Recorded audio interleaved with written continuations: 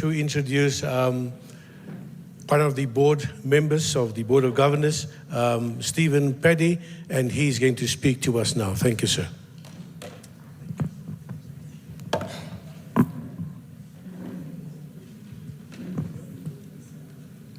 I greet you in the wonderful name of our Lord and Savior, Jesus Christ. I'm sure you can hear me. That was a bit loud there. I'll try to speak softer. I have the privilege of standing between you and lunch.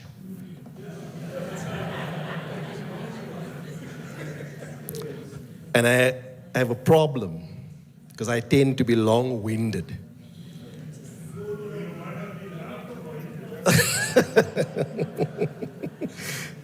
I was already warned to say that people might be very unhappy with me being long-winded, so I'm going to try and be short today. So I'm going to try to be short.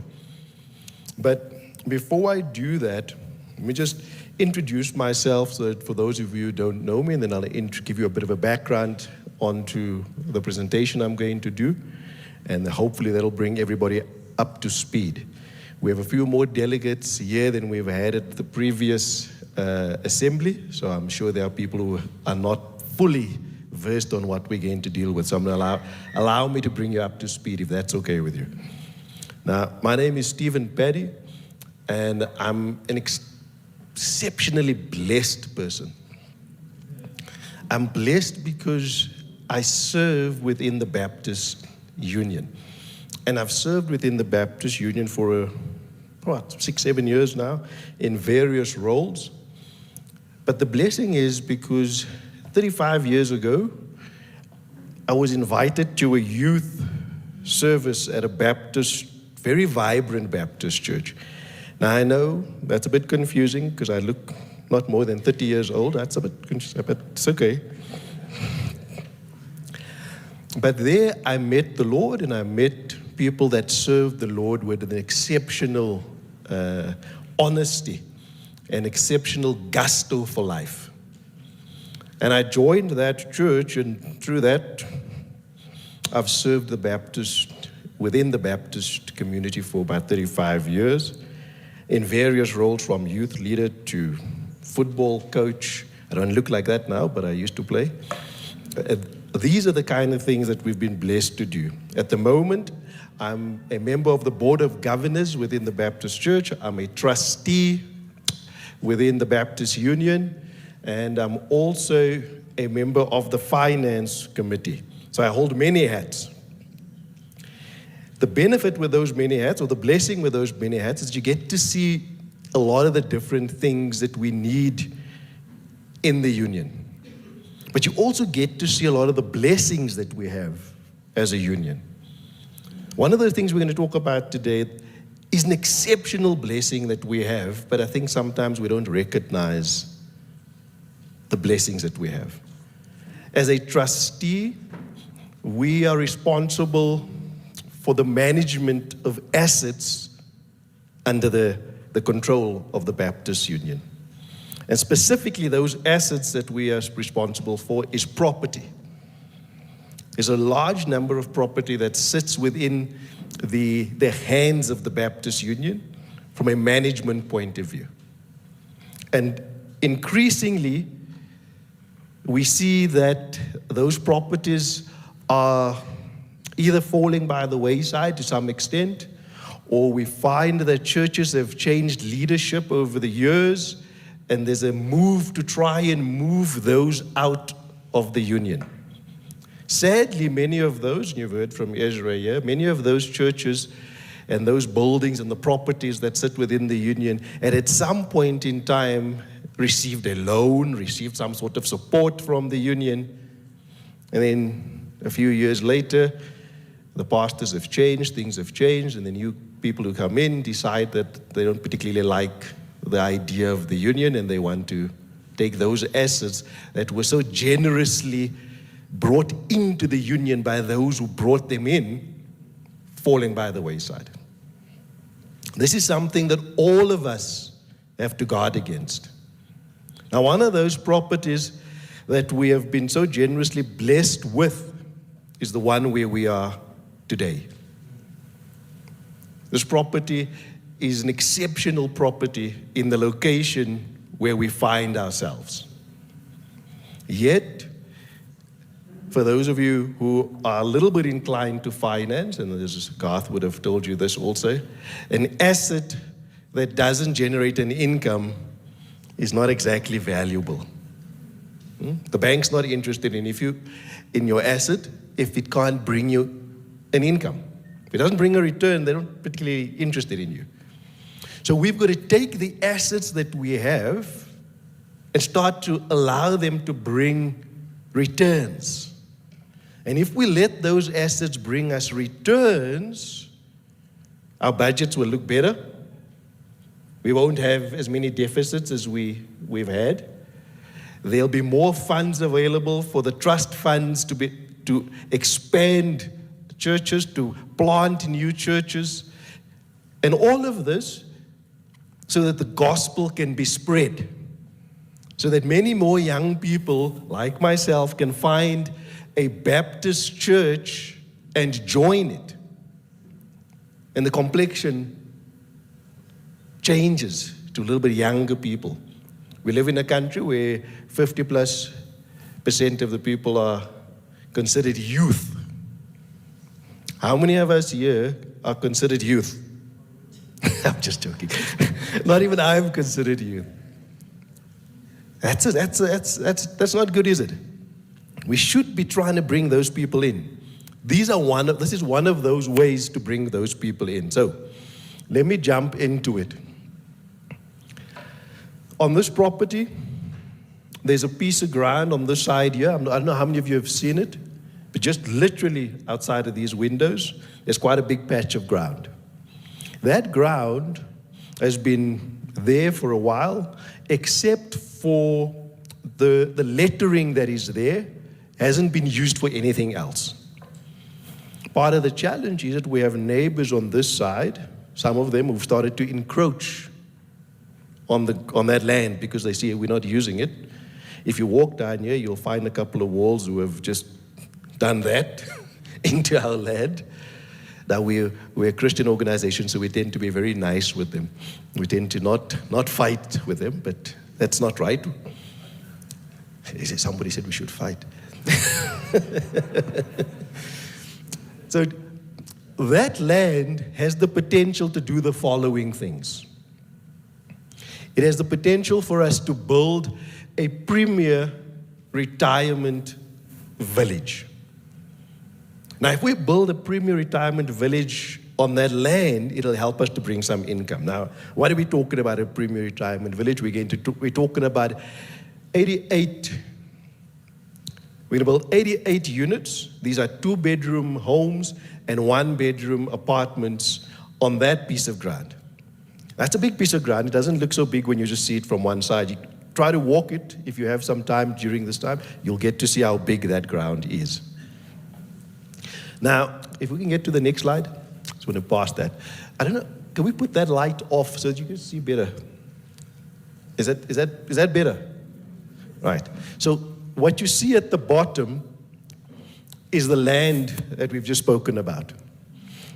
At the top there is, on your left, is where we are. On the right, at the top, is where the offices are. All of this at the bottom is the land that we aren't utilizing at the moment.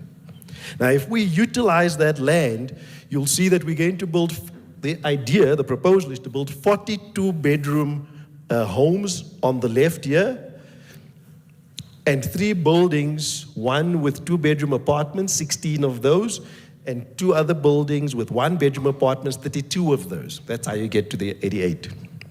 Can we get to the next slide, please? In the standalone units, there'll be 2 bedrooms, 2 bathrooms, about 110 square meters under roof, and about 250 square meters of land. Next one, I'm going a bit faster. We gave it a name for the presentation, but you'll decide if you like that. We just called it the Maranatha Retirement Village. That's the floor plan for the standalone units. Type A has a yard at the front of it, and type B has the yard at the back of it. Just pass again. I'm jumping a little bit so that you just skip, but if you want me to stop somewhere, please say that. That's the design concept for what it will look like, what it will have. Your apartment, your 2-bedroom apartments are 80 square meter apartments, 2 bedrooms, 2 bathrooms, lounge, living room, and a fairly large balcony. We'll see that in the next slide. Jump to the next slide. If you see the balcony over there, the balcony is almost half of what the unit is. So we get 80 square meters on the inside and about another 35 square meters on the outside. So that gives you the ability to have a true South African life, a little bit of inside, outside. We like a braai, isn't it? I don't think there's a South African who doesn't like a braai.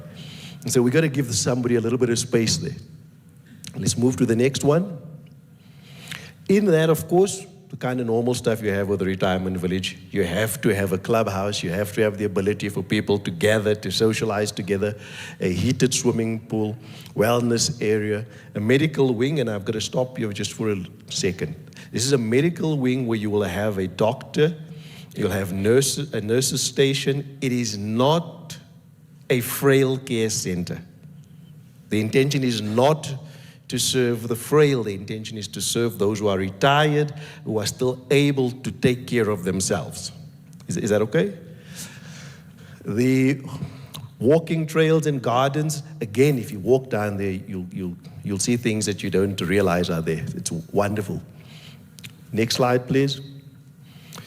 Within the group of companies, and that's the hat I wear today, so that we are clear, the hat I wear today is I'm the chairperson of a group of companies, and we have operations in 7 countries, including South Africa. We do property development, we have an aviation business, and we have an energy company. We produce, at the moment, about 100 megawatts of electricity in Zambia, and we also have a mining operation in Zimbabwe. One of the things that we try to do is to specifically make sure that all of our developments are energy independent. Energy is a problem everywhere. As South Africans, we like to think problems are unique to us. In fact, it's a problem everywhere. So the idea to take this retirement village and make it energy independent is something we believe we can do. We have the capability to do that. We've put a little bit of a sample of that in the offices. Am I right? And it's working still okay? Dangerous question to ask when you haven't prepped for that. But it seems still okay. We're going to do smart security. The smart security here is less of we'll still have, of course, physical security and gates and all of those things, but that's not the smart security we're talking about. Because you're talking about a retirement village, you want to be able to know that people are okay. You know, you want to know that people are mobile. They're not, somebody hasn't fallen over and nobody's aware that the person's fallen over 2 days ago. So you have sensors within the properties that says that after between particular times of the day, if there hasn't been movement for between 5 to 6 hours, somebody should go and check why this person isn't moving. So those are the kind of things we're talking about. All right, next slide. So here we get to the trick, to the good stuff. This is a life rights facility. It's not a ownership facility. So you can't buy and own the property. You buy the rights to live there. Why is this important? This is important because the land that we are on, when it was so generously made available to us, came with conditions. And those conditions sit within the deed. The condition says that the land must always be used for evangelical purposes. It cannot be used for other purposes. We can't sell it to a private investor to go and do as he wishes. Well, we probably could, but then we wouldn't be honoring what we were asked to honor. And as Baptists, we honor what we are asked to honor, isn't it? So we're going to honor that. So therefore, when you do it as a life rights, the union doesn't lose the ownership of the land. It remains within the union. We, as a company, partner with you, and we will develop the land, and we can take, of course, we take a big chunk of the change. We take 70% of the profits. Yes, that's what we do. And we leave you with 30% of the profits. But we take responsibility for the entire development. So we'll build everything. We'll spend all the money. We'll spend all the professional fees. It's going to cost about 60 million to build. We'll spend that money. And once we're done with it, it'll bring in about 100 million once we've sold it. But the income doesn't stop there with life rights. You make an income from the sale, and then you make an income from managing the facility. We're going to jump into those numbers after this. Let's move. Next one. Let me stop you for 2 seconds. Why a retirement facility? Firstly, even though we have a population of 50+% of young people, the country has grown large in number of people. In 1994, 1995, we were about 40 million people in South Africa. Today, we are 68 million people, very quickly heading towards 70 million people. So that tells you that almost the entire population of 1994, almost the entire population, if you count 50% of that, that is what? For those who are smart, 34 million people are above the age of 35. So we have an aging population that needs this kind of facilities. They are popping up all over the show. People tend to be living longer. So they need the kind of facilities that we can provide. So it's important to have these kind of facilities, and that's why this facility. 2, we can optimize the use of the land. I've already spoken about that. 3, it is sustainable and it is efficient, because you don't earn once, you earn for a very long time. And that's what we're looking for as a union. Ways to increase our income in a sustainable, longevity type of way. We can't stand up here and say, for each member to pay 7 rand a month, oh, it's so difficult, we're struggling, we're not paying it, and then we don't pay. Because that's what it means, isn't it? 85 rand translates into 7 rand a month per member, yet we're not collecting it. Yeah, we should be quiet, should be ashamed of ourselves. 7 rand a month. So we can't keep waiting for that and hoping that someday somebody will realize that 7 rand is actually something I can afford to pay. We got to do things about that to move forward. All of those who came before us built what we stand on. They advanced churches. They did many things. We can't let it falter under our watch. We've got to grow it bigger and better for those who come after us. Why? Because then the gospel is spread. Then the gospel goes out. But anyway, let me stop preaching. Go back to the presentation. Next slide. That's the split I spoke about earlier on. Let's go to the next slide. Now, here's the numbers. Here's the numbers. At 88 units, we'll have a total revenue of 100,600,000. It is going to cost us, estimated cost about 61 million rand to build, to complete. And there's an estimated projected profit of 38 million. Now, how does that translate into the benefit for the union? Next slide, please. Here's the benefit for the union. The income to the union just on the sales of the units, on the 30% of the sales of the units, is 11.6 million. So you're going to earn 11.6 million, and this is where the accountants will tell you it's very lucky. You earn 11.6 million, but the asset is still yours. Now, that's nice, isn't it? You've just earned money, but you still own the asset. Somebody change. Go back to that slide we were on. There we go. Thank you. There we go. Thank you very much. Then there is a recurring income. This income comes from levies. Your 30% as the union at 100% occupancy will give you 375,000 a year on the levies collected and that is after we've covered all the expense. We've paid for security, we've paid for water, we've paid for electricity, we've paid for all the things that have to be paid for. That's what comes back into the union on an annual basis. Now, if you project that just 8% of the development will resell after 5 years of occupation. So this means we've done building, people have moved in, and within a 5-year period, sadly, stock comes back in because somebody has passed on, or they've gotten too ill to be able to live there. You resell that. That, just on 8% of it, will bring us an additional 750,000 rand. Now, when you average that over 5 years, we're talking about at a 90% occupancy of 2 million rand over 5 years, that gives you 406,000 rand per annum. If you're talking about it at 100% occupancy, you're talking about 525,000 rand on average per annum.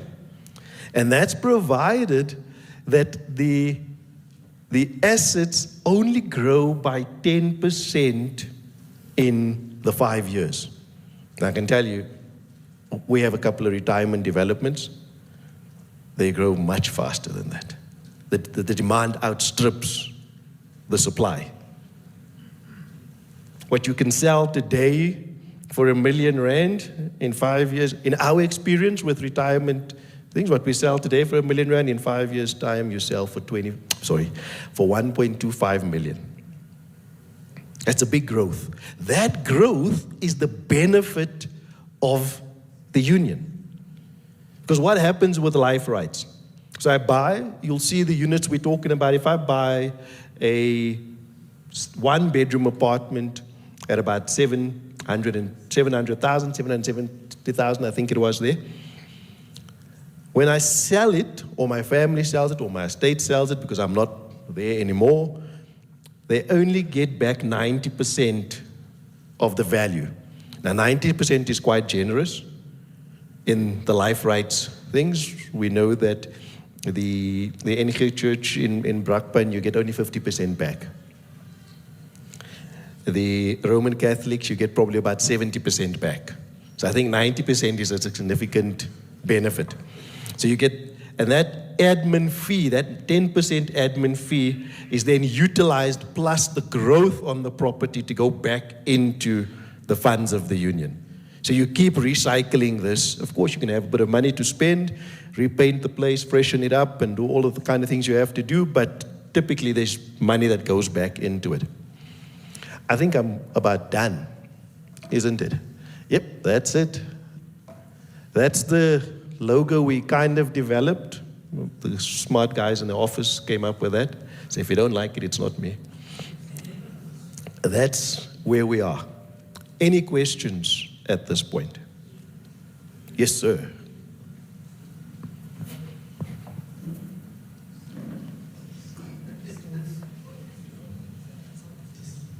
Oh. Western Cape Baptist Network. I think that as a Baptist union, when I'm listening to you speaking specifically, it sounds like a conflict of interest. Very good. Because you're speaking both for Paddy Group and the Baptist Union. I'm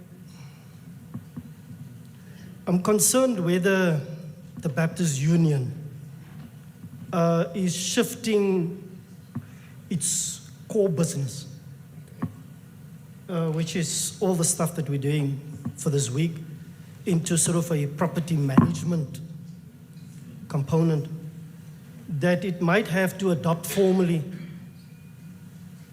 if it were to exist, as a particular entity.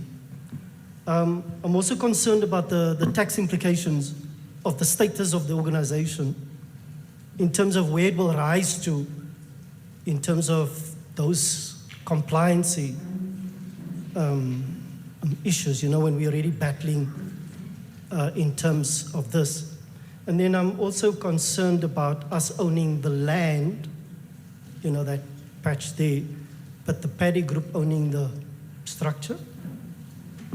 And then, you know, what's the tension between, we've had an illustration of a Camp Joy in the WCBN where, you know, the land was kind of leased to us, but the building was lost because we didn't own the asset even though we invested there. I'm raising those things because I'm so amateur at these things. I'm raising it because I think that this presentation is assuming that we are professionals at this, which I'm not. I know Jack about these things.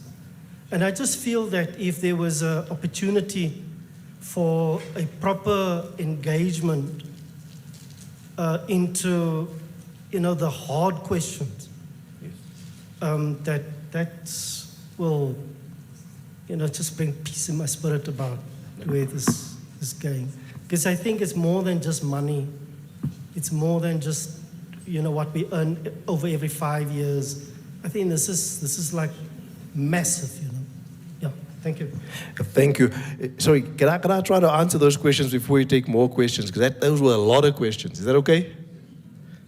Is that okay first? I see other questions. Is it okay if I try to answer those? I want to make a comment. A comment? Oh, okay, sure, no problem. Is somebody taking note of the questions? Yeah, thanks. Yeah. So I was the guy who got up at the assembly at Treverton and said, "You're crazy to sell." Yes.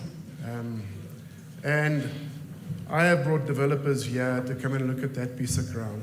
This is a little Bible passage where Jesus said, God gives you 5, what you going to do with it? God gives you 2, what you can do with it? God gives you 1. We're doing nothing with a piece of ground in question. And now we're going to get some money.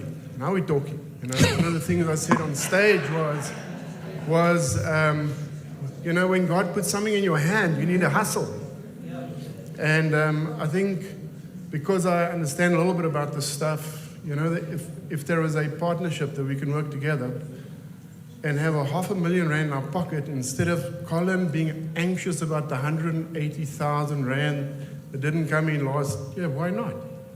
That's an extra staff member. Or I spoke to the guy who runs the campsite here who tells me that he's wheeling and dealing with Warrior Paint about painting the building. Guys, this is the way, without compromising the direction. We've had this before. This is not the first offer like this, and it just couldn't work back then because of electricity and all of that.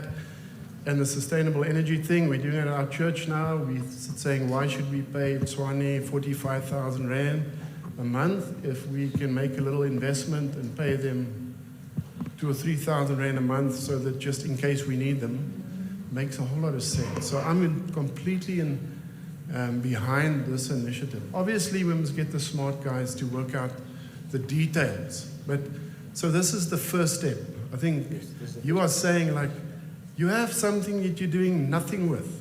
Let's do something with it, and you're going to reap the benefits. And guys, all of us who are in senior leadership at churches, we sit on Mondays working with the budget. Well, many of us do. I do. And I can tell you what, there was an Afrikaans song years ago, you know, ek kan doen met 'n miljoen. Ek kan myself met net 5 nulle versoen, ja. Ek kan doen met 'n miljoen, you know. And all of us here, if we have 1 million, we're not gonna go and party with it. We're gonna do ministry, and I think this is a great idea, and I understand the figures a little bit up there. So I think, well, let's cautiously advance. That would be my recommendation. That was always, the heart was never to compromise the initial intent with the sale, because the guy actually sold it to us for less than what he could have got back then. I remember that. So yeah, that's a little thing I just want to say. Okay, we're building a retirement village. But some of that money, this used to be a youth center where we raised up youth teams to go up north, all over the country. We have to. Somewhere in the future, I'm going to come and stand up here and go like, we have the money now. Can we help the old people? But us young people, who's going to take care of us? You know, like, I mean, we've got to do something to give BUSA a boost. So, but I'm in support of this. So I think that's why I wanted to make a comment before you answer. Thank you.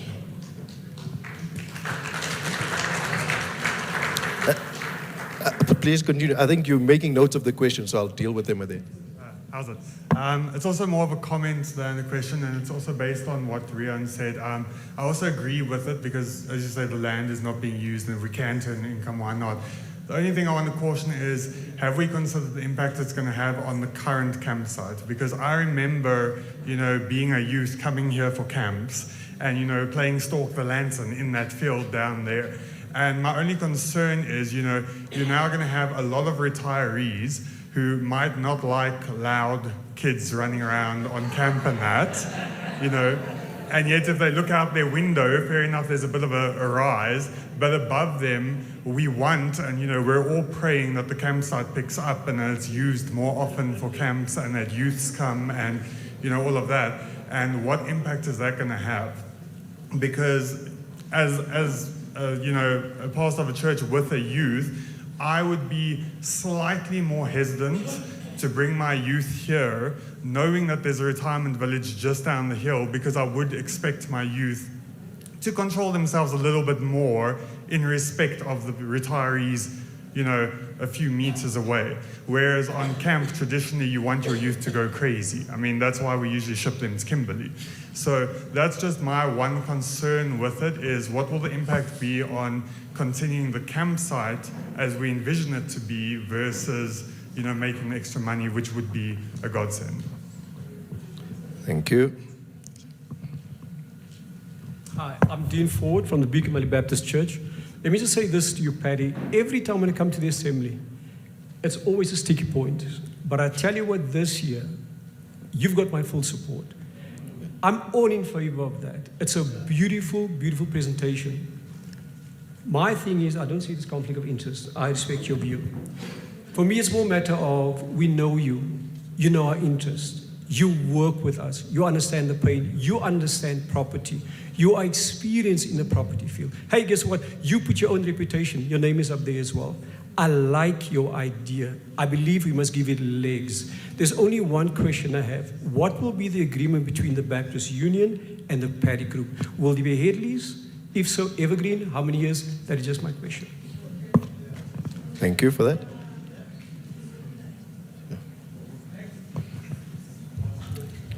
Remember, I'm not the one between you and lunch. Okay. I'm Hendrik de Beer from Barrow Baptist Church.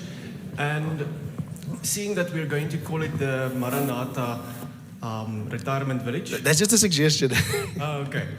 But that word Maranatha is a great opportunity in my mind. The moment I see actions like these, I see, look how many people we can evangelize in that way. So we can have scriptures on the walls.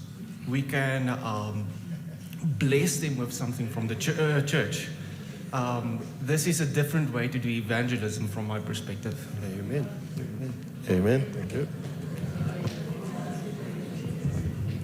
Good afternoon. I'm Choza Malwana from New Creation Baptist Church in the border. I'm also moving for the support of the project that is going to be done.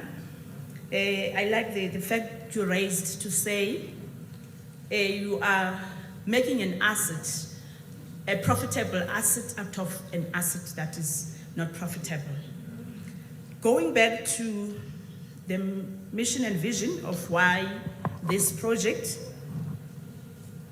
really, when you talk of statistics, the number of older persons are growing in the country, especially the Gauteng is the highest in the number of older persons.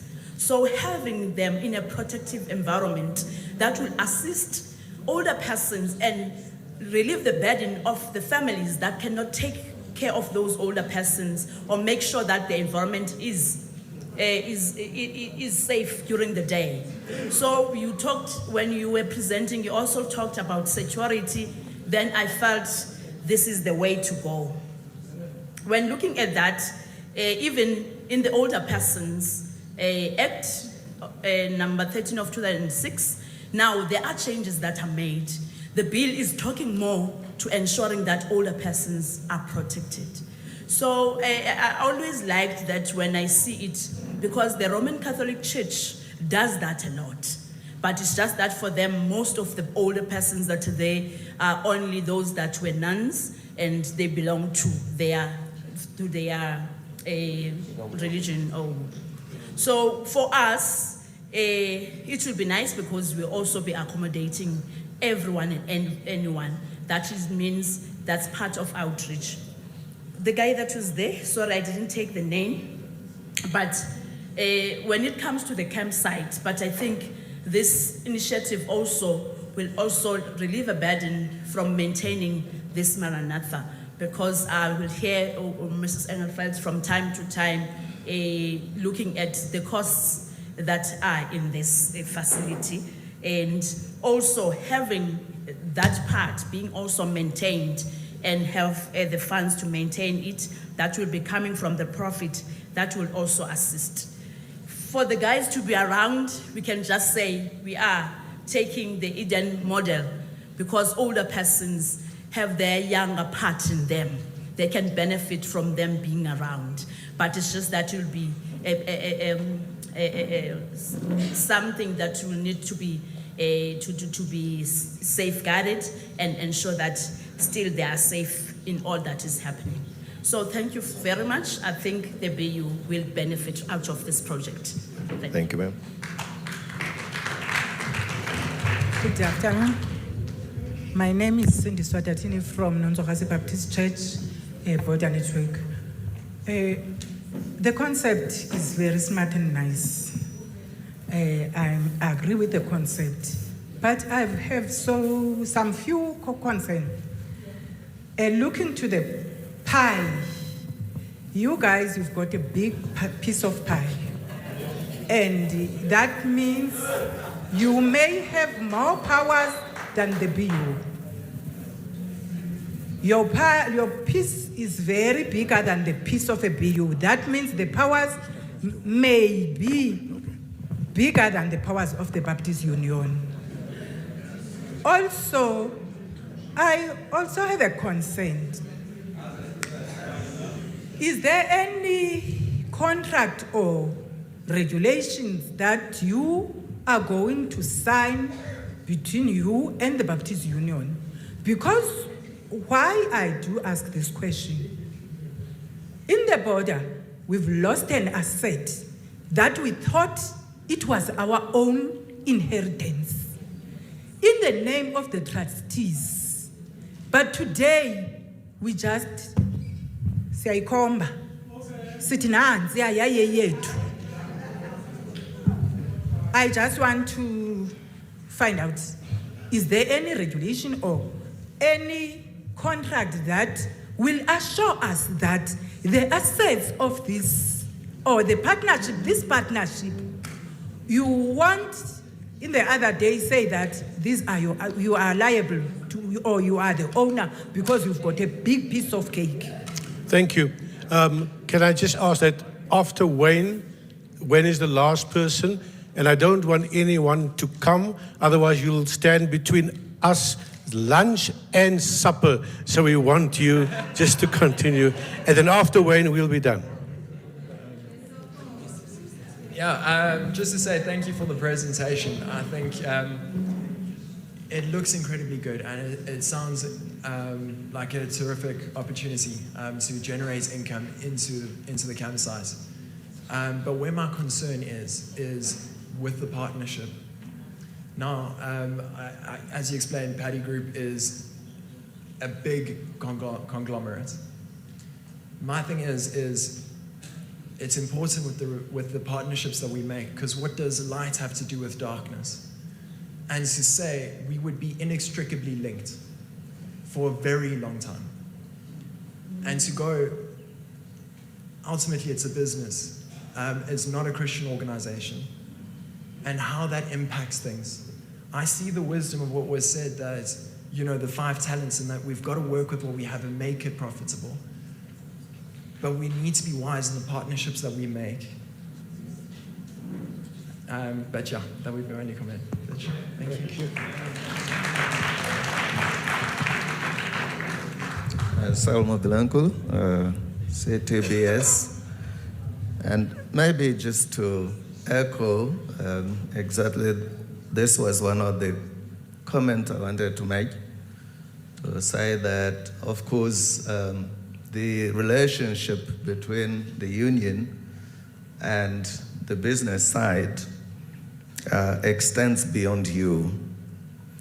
While we know you, and while we know your passion for the union, we don't know in terms of your relationship to the business and the developers of the property.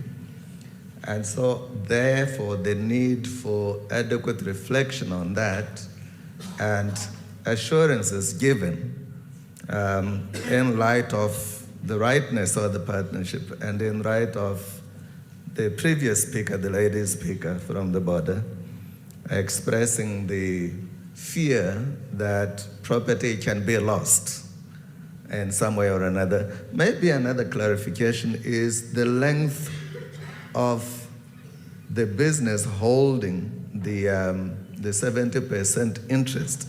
Is that a permanent, or is it time-bound to lapse over a period of time and the whole property is returned back to the union? I think those are some of the issues, practical issues besides the camp and the other things. But overall, I remember last year saying that we need to make good stewardship of the asset that we have, which is this property.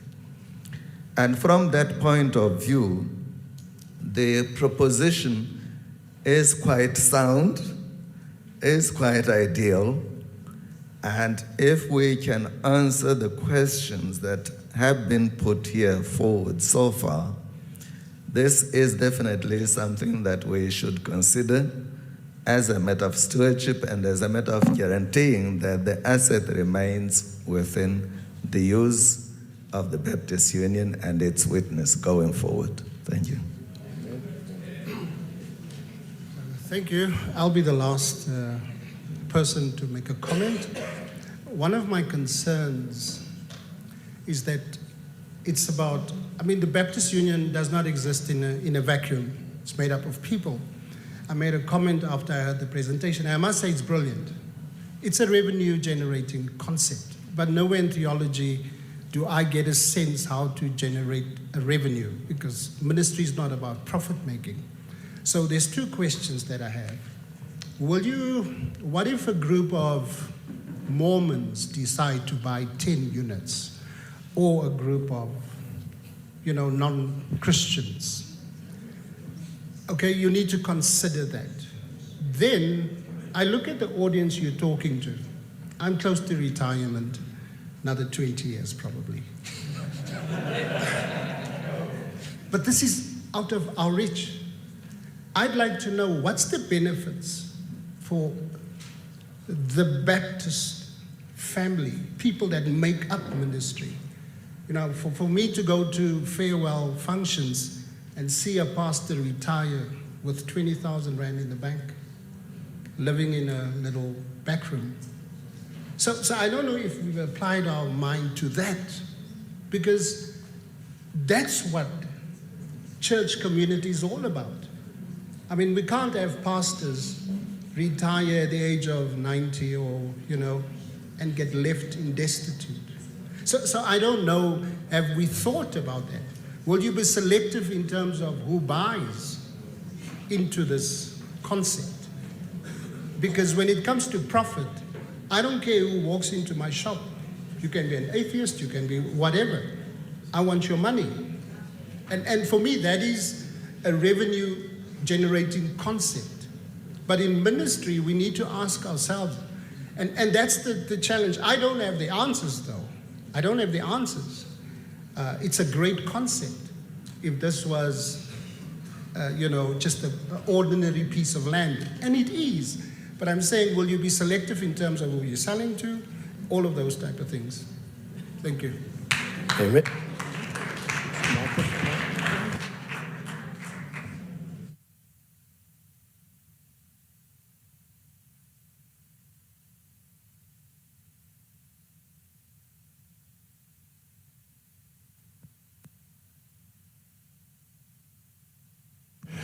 Can I just ask, I've just asked Stephen, is he prepared to answer all those questions now, or do we need to come back with the Board of Governors and you?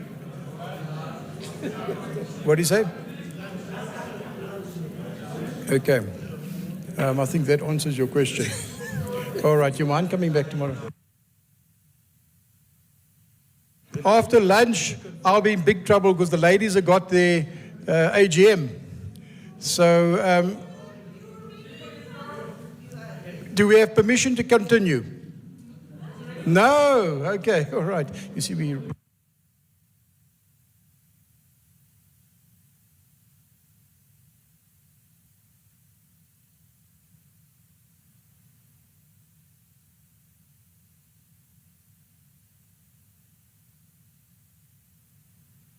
Let me try and answer the real pertinent ones.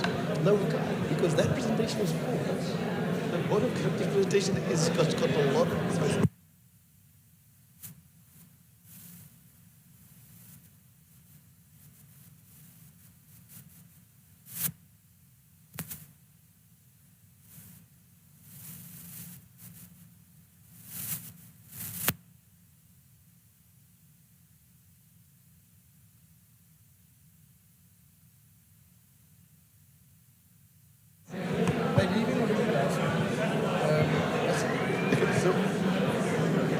Hello, everybody.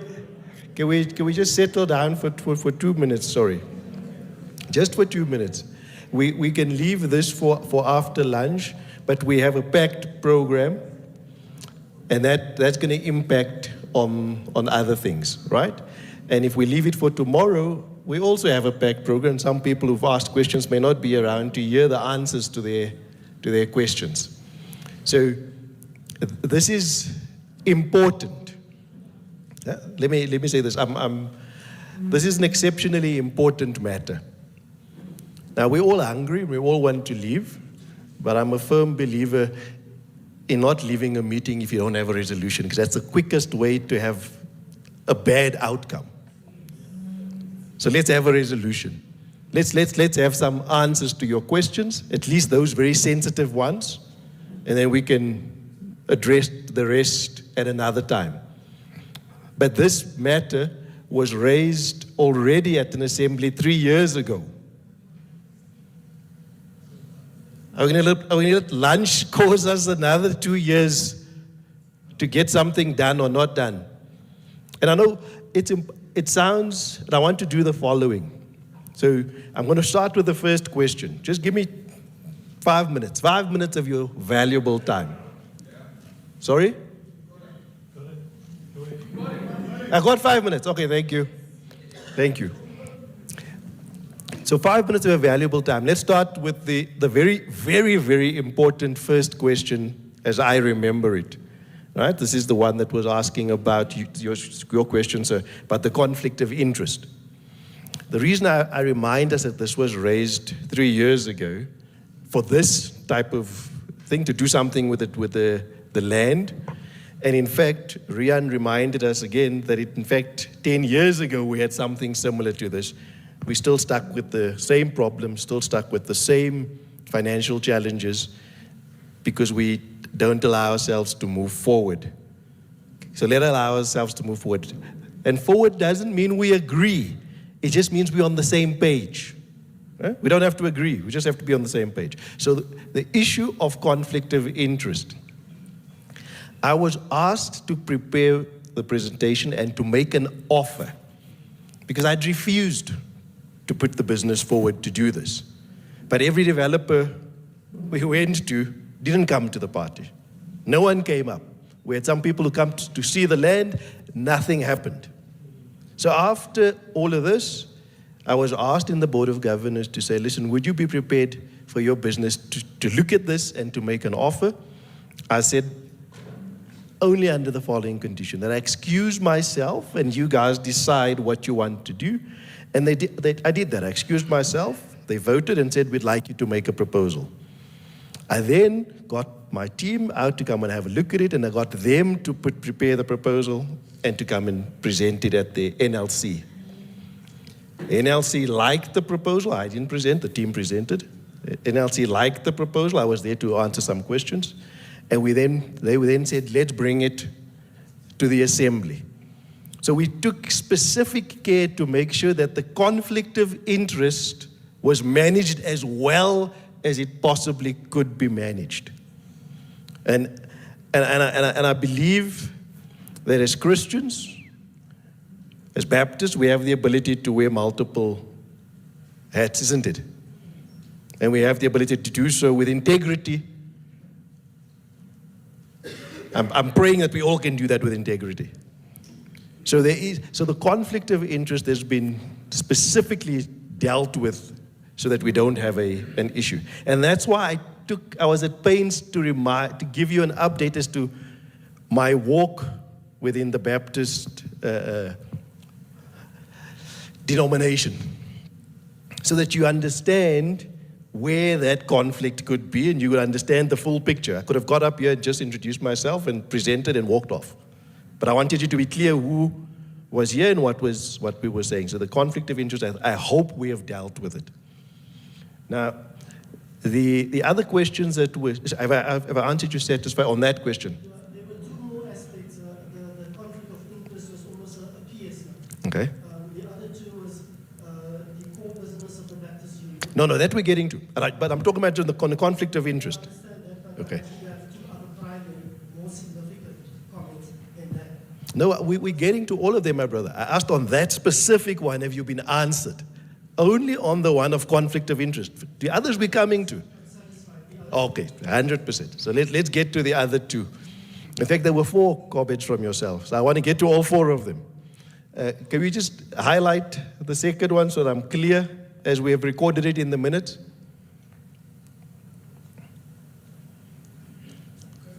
Okay, let me start on the one with the core business. I think we can all agree, right? You can bring it, sir. We can all agree that the core business of all Christians, regardless of whether you're Baptist or not, is to spread the gospel, isn't it? That's our core business. And in a world that we live in today, that core business is exceptionally difficult to achieve when your pocket's empty. Am I wrong? Please put your hand up if I'm wrong. So the core business is not going to change. We're asking ourselves to do what God tells us. He's given us the talents, use the talents to further His kingdom. That's the core business of what we are supposed to do. That's the only thing we are supposed to do, is to further the kingdom and to use what God has given us to further the kingdom. That's the only thing we've got to do. And I believe this allows us to do that. And not to be stuck here worrying about the fact that next year we can't pay for the electricity for the campsite. And for 10 years, that's what we've been stuck with. Worrying about whether or not we can pay water, we can build a wall. That has had the opposite effect. We have been less effective in spreading the gospel because we have been stuck dealing with things about what we can't afford to do. Ask yourselves a question. In the last 35 years, when this place was built, what have we done as a denomination? What great things have we done to further the kingdom? Give me an answer. Somebody who can give me an answer. Give me an answer, because we have done nothing. So can we just get to that? Sure.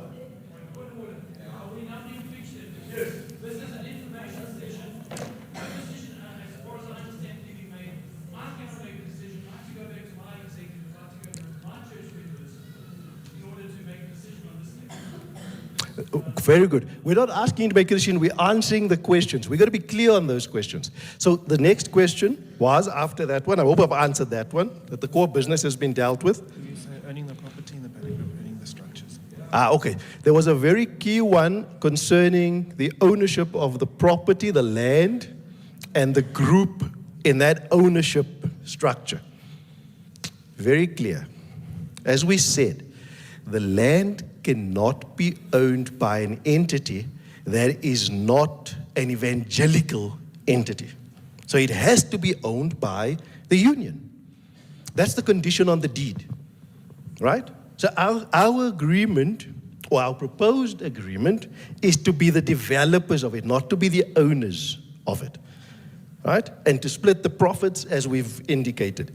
But the owners of it, and I said that also, that the asset will become an asset, will remain an asset, a developed asset of the union.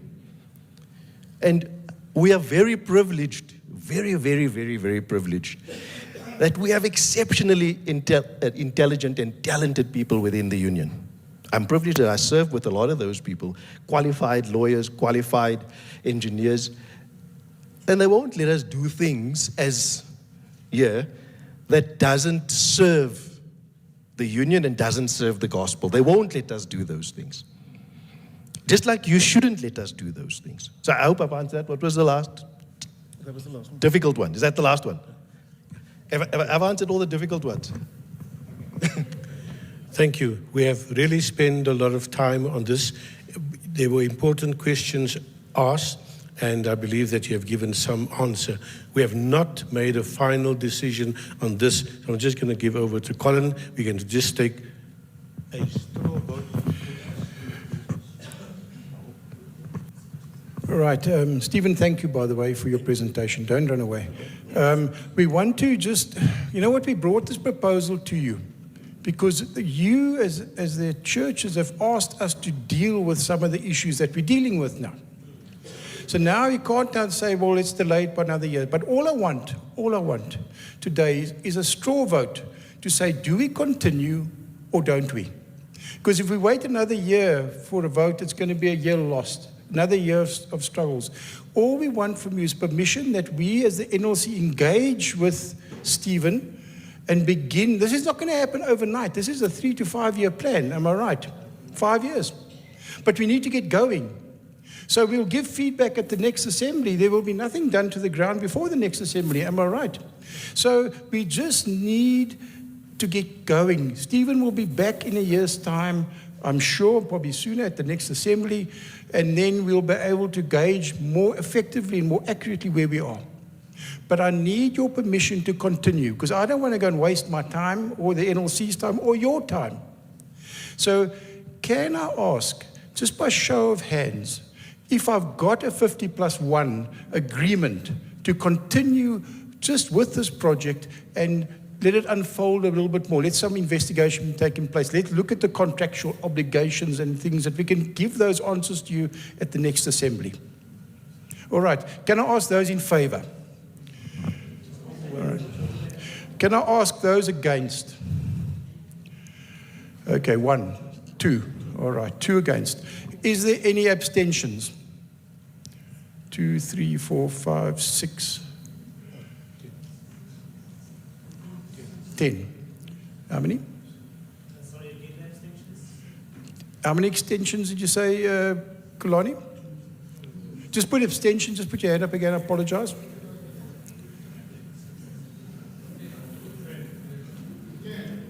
Thank you. I think that is the motion from the floor agrees that we continue with the process at least until the next assembly. Thank you very much. Enjoy lunch.